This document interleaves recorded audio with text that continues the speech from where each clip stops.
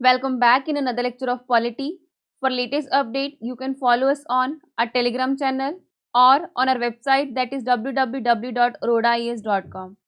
और अगर आप पीजीबी बैच ज्वाइन करना चाहते हैं या फिर आपको कोई क्वेरी है तो आप इन नंबर्स पे कांटेक्ट कर सकते हैं। और इन बुक्स को परचेज करने के लिए you can check it on Flipkart and Amazon. So start करते हैं हमारा आज का लेक्चर। आज हम करेंगे right and liabilities of the government. कौन से गवर्नमेंट के राइट्स हैं, कौन से गवर्नमेंट की लाइबिलिटीज हैं, उनके बारे में हम बात करेंगे। जो आर्टिकल 294 से लेकर आर्टिकल 300 है in part 12 of the constitution, वो डील करता है with the property, contracts, rights, liabilities, obligations and suits of the union and states. कि स्टेट्स एंड यूनियन के पास कौन सी प्रॉपर्टी है, कौन से कॉन्ट्रैक्ट्स हैं, क्या उनकी राइट्स एंड लाइबिलिटीज है, उनके बारे में जो है इन आर्टिकल्स में दे रखा है।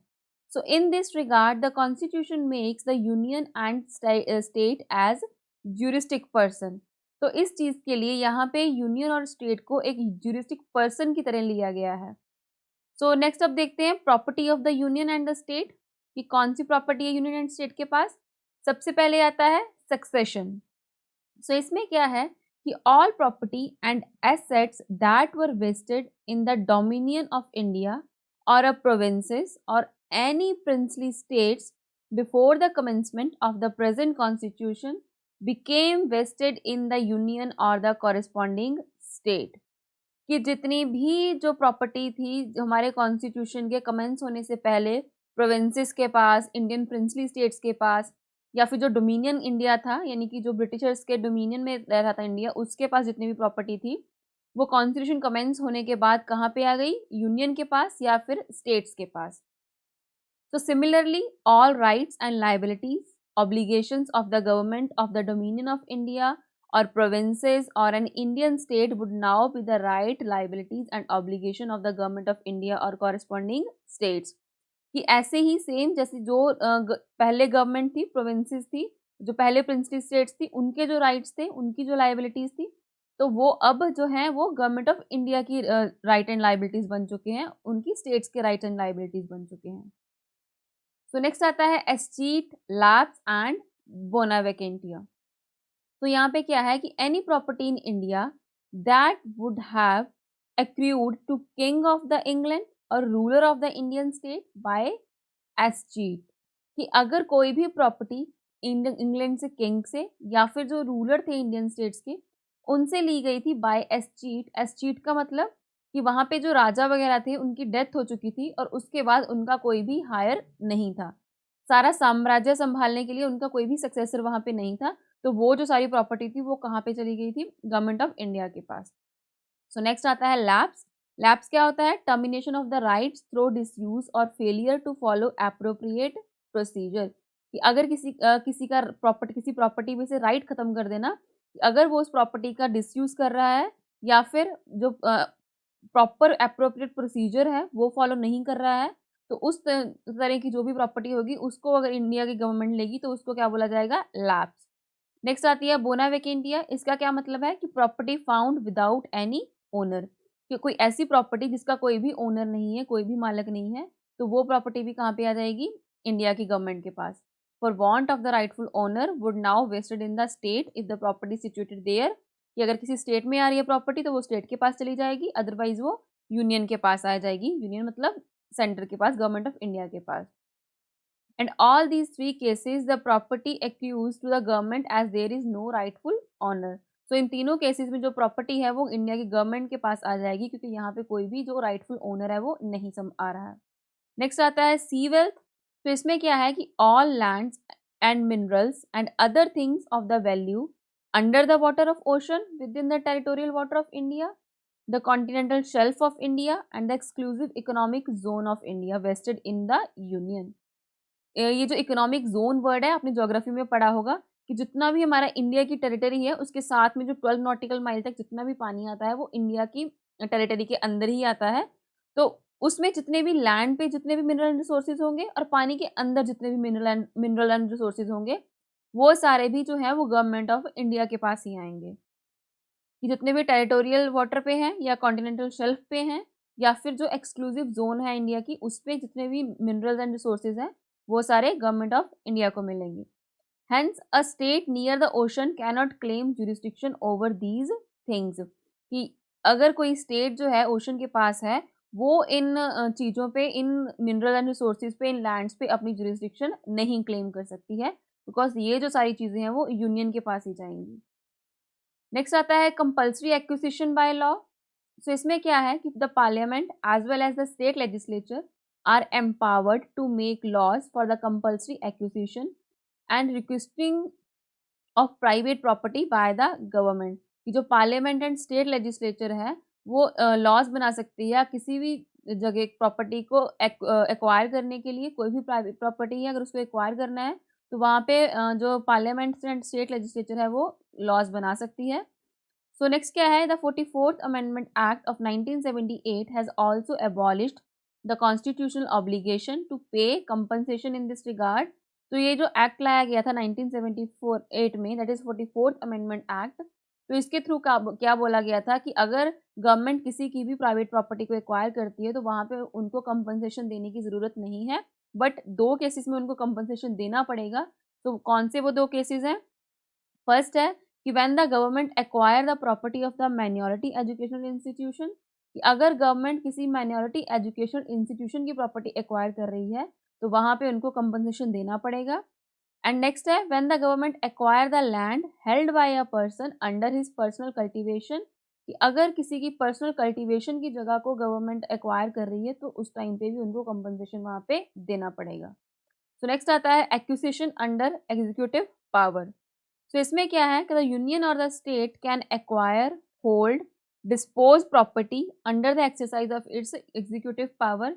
जो यूनियन एंड स्टेट है वो अपनी एग्जीक्यूटिव पावर है जो उसकी, उसके अंदर भी प्रॉपर्टी, किसी की प्रॉपर्टी को एक्वायर कर सकती है, उसको होल्ड कर सकती है, कि इस चीज़ के लिए उसको स्पेशल एक्ट बनाने की ज़रूरत नहीं पड़ेगी यहाँ पे। सो नेक्स्ट आता है सूट्स बाय और अगेंस्ट द गवर्नमेंट। तो इसमें क्या है कि article 300 of the constitution deal with the suits by और against the government of India. जो आर्टिकल 300 है कॉन्स्टिट्यूशन का वो डील करता है सूट्स बाय और against the government of India से। It lays down that the government of India may sue और be sued by the name of union of India, और गवर्नमेंट ऑफ द स्टेट्स में sue और sued by the name of a state. कि कोई भी अगर government of India कोई काम करती है, कुछ भी करती है, तो यूनियन ऑफ इंडिया के नाम के अंदर किया जाएगा। अगर गवर्नमेंट ऑफ स्टेट कोई ऐसा काम करती है तो वो किसके नाम के अंदर किया जाएगा? नेम ऑफ द स्टेट के अंदर, यानी कि जिस स्टेट की वो गवर्नमेंट है उस स्टेट के नाम के अंदर। Thus the union of India and the states are legal entities. तो यहाँ पे क्या है कि जो union of India and state है उनको एक लीगल एंटिटी की तरह माना जाएगा, not the government of union और द गवर्नमेंट ऑफ स्टेट्स। की यहाँ पे गवर्नमेंट नहीं माना जाएगा, उनको एक लीगल एंटिटी की तरह देखा जाएगा। So in the pre constitutional period, so constitution के पहले the government was suable for the contracts but not for the torts. कि गवर्नमेंट जो है वो कॉन्ट्रैक्ट्स के लिए सुएबल होती थी, सो टॉर्ट्स के लिए वहाँ पे सुएबल नहीं होती थी। टॉर्ट्स मतलब अगर कुछ भी सर्वेंट्स के द्वारा कोई गलत काम किया जाता है in respect of its sovereign function. अब देखते हैं कि liability for contracts and liability for torts क्या होता है। तो सबसे पहले है लाइबिलिटी फॉर कॉन्ट्रैक्ट्स। तो इसमें क्या है कि under the exercise of its executive power the union और state can enter into contract for the acquisition, holding and disposal of property और to carry on any trade और बिजनेस और for any other purpose. कि अपनी power की, अपनी executive power के अंदर जो यूनियन एंड स्टेट है वो कोई भी कॉन्ट्रैक्ट के अंदर एंटर हो सकते हैं, कोई भी कॉन्ट्रैक्ट ले सकते हैं। किस चीज़ के लिए? एक्विजिशन के लिए, होल्डिंग के लिए, कोई प्रॉपर्टी होल्ड करनी है, डिस्पोज करनी है उस चीज़ के लिए, या फिर कोई ट्रेड या फिर बिजनेस कैरी करना है उस चीज़ के लिए। But the constitution lays down 3 conditions. तो यहाँ पे जो कॉन्स्टिट्यूशन के द्वारा 3 कंडीशंस दी गई हैं कि अगर वो फुलफिल करती हैं तभी वो इन चीज़ों कॉन्ट्रैक्ट ले सकती हैं। So they must be express to be made by the president और द गवर्नर। ये जो है वो गवर्नर या फिर प्रेसिडेंट के द्वारा बनाई गई हो। दे must be executed on behalf of the president और गवर्नर, और यहाँ पे ये जो काम करेंगी वो प्रेसिडेंट और गवर्नर के बिहाफ पे करेंगी। They must be executed by such person और in such manner as the president और गवर्नर में डायरेक्ट। कि यहाँ पे अगर जो इनको एग्जीक्यूट करेगा वो उस पर्सन के द्वारा किया जाएगा या फिर उस मैनर में किया जाएगा जिस मैनर में प्रेसिडेंट या गवर्नर के द्वारा डायरेक्ट किया गया होगा। And these conditions are mandatory, ये जो कंडीशंस है वो मैंडेटरी है, not merely directory in nature. Failures to comply with them nullify the contract, कि अगर इन कंडीशंस को यूज नहीं किया जाता, फुलफिल नहीं किया जाता, तो वो जो कॉन्ट्रैक्ट है वहां पे नलीफाई हो जाएगा। नेक्स्ट आता है लाइबिलिटीज फॉर टॉर्ट्स। तो इसमें क्या है कि इन द बिगनिंग, शुरुआत में, the east India company was only a trading company, कि जिस टाइम पे जो ब्रिटिशर्स थे इंडिया में, उस टाइम पे सिर्फ ईस्ट इंडिया ही एक ऐसी कंपनी थी जो इंडिया में ट्रेड कर रही थी। Gradually it acquire territories in India and became a sovereign authority. धीरे धीरे इस कंपनी ने क्या किया कि जो इंडिया की टेरिटरी है उसको एक्वायर कर लिया और एक सोवरेन अथॉरिटी बन गई कि खुद के डिसीजन वो खुद से लेने लगी। The company was suable for its functions as a trader but not as a sovereign, कि जो कंपनी थी वो एज अ ट्रेडर अपने फंक्शंस के लिए सुएबल थी, बट एज अ सोवरेन वो नहीं सुएबल नहीं थी। The immunity of the company in respect of its sovereign function was based on the English common law maxim that the king can do no wrong, which means that king was not liable for wrong of his servants. तो यहाँ पे क्या बोला गया था कि अगर king के सर्वेंट्स कुछ भी गलत करते हैं तो किंग उसके लिए लाइएबल नहीं होगा। So this traditional immunity of the state in Britain from any legal liability for any action has been done away by the crown proceeding act, और इसको बाद में जो क्राउन प्रोसीडिंग एक्ट था उससे हटाया गया। How ever the position in India still remains the same, but India में अभी भी जो पोजिशन है वो सेम ही है।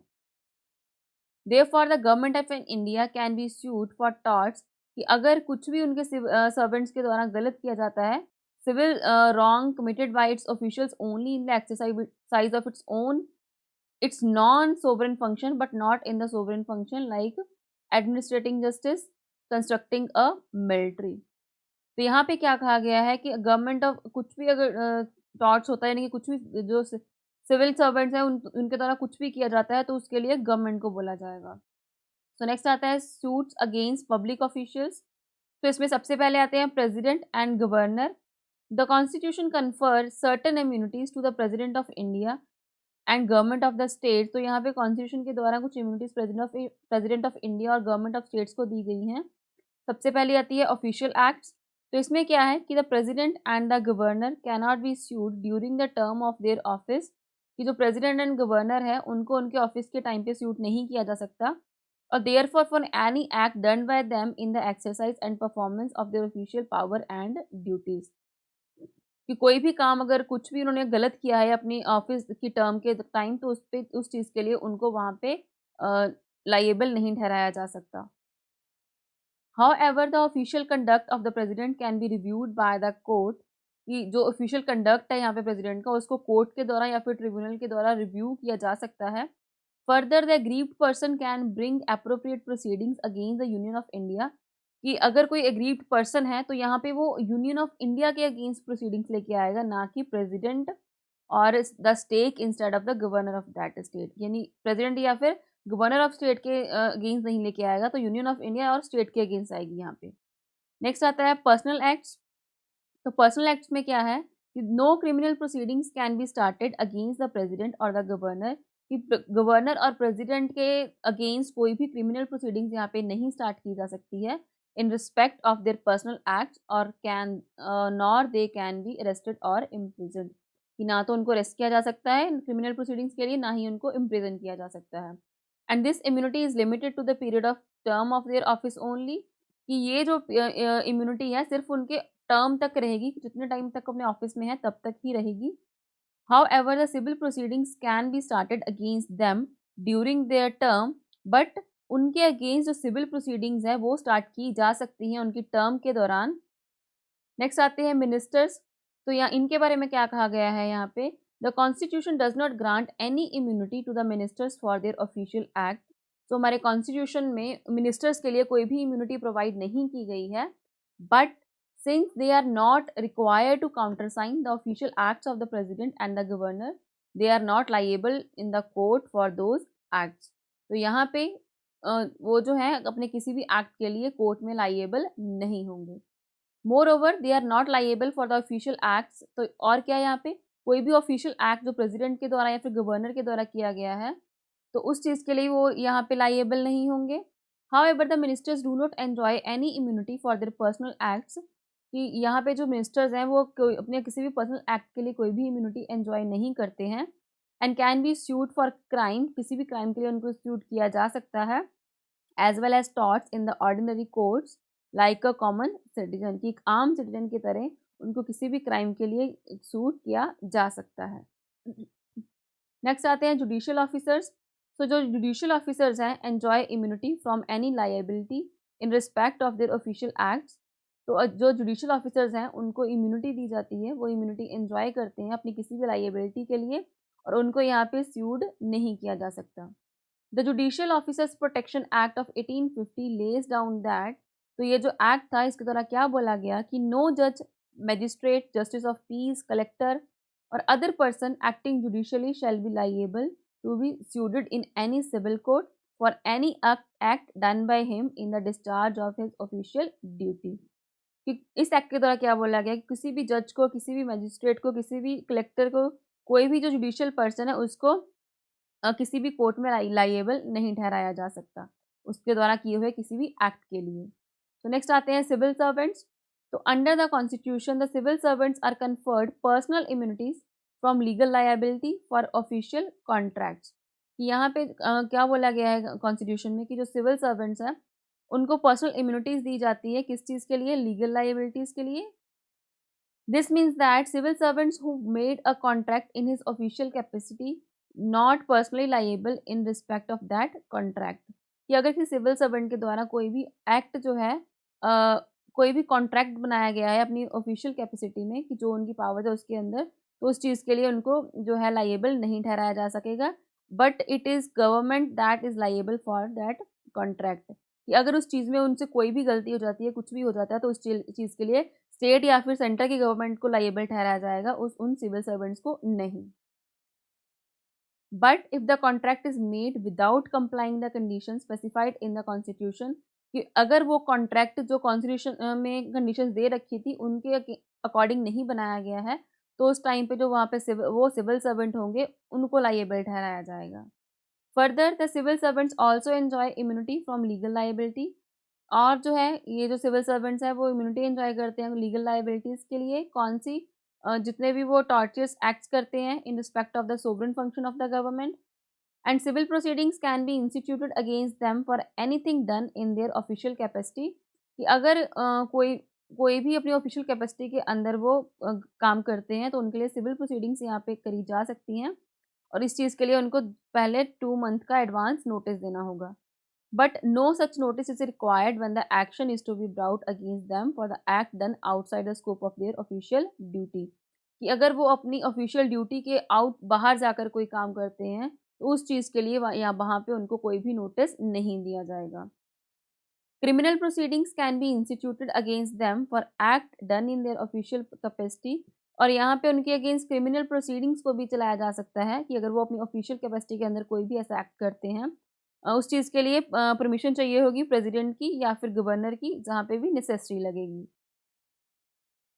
तो इसी के साथ हमारा आज का लेक्चर कंप्लीट होता है। मिलते हैं अपने नेक्स्ट लेक्चर में नेक्स्ट चैप्टर के साथ। Thank you.